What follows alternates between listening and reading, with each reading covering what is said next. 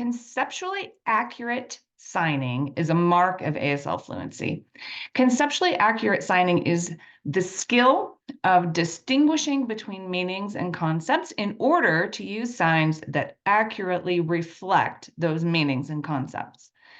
We've already discussed this idea as we have noted transfer error in the past, that common mistake that second language learners often make when they assume that what they know of their native language also applies to their target language, the new language they are learning. But conceptually accurate signing goes a little bit beyond transfer error. So as you know, some English words have multiple meanings. Some have a literal meaning and an abstract meaning. And so if a signer focuses only on the English word instead of the meaning behind it, it's very possible to sign the wrong sign. So let me give you a few examples. So there's the sign for take. Well, I'll say there's the English word for take. It can be signed two different ways depending on whether you're literally taking something or you're abstractly taking something. So if I'm taking my purse with me when I leave, I will take. If I'm taking an ASL class, I take. So this is a literal take, and this is an abstract take. This is the same for like taking a test. Another example would be the sign or the word, I suppose, for break. There are two different signs for that, depending on what you mean.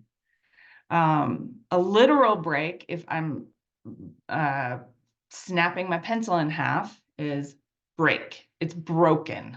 I dropped my phone on the ground. It's broken.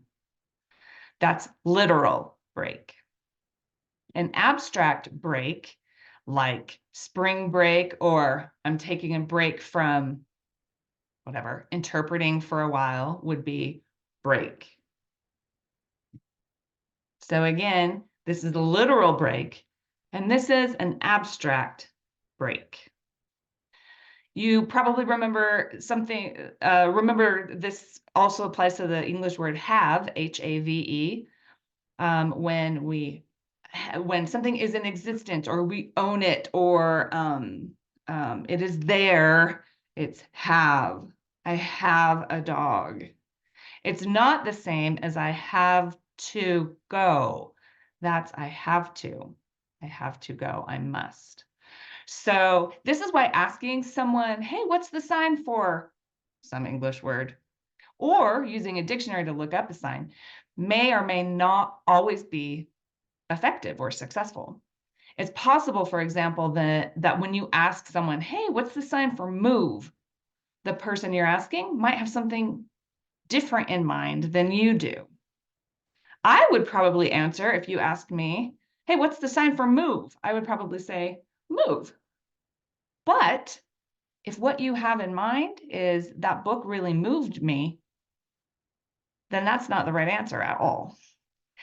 Yes, it's the same English word, but the concept is not the same at all.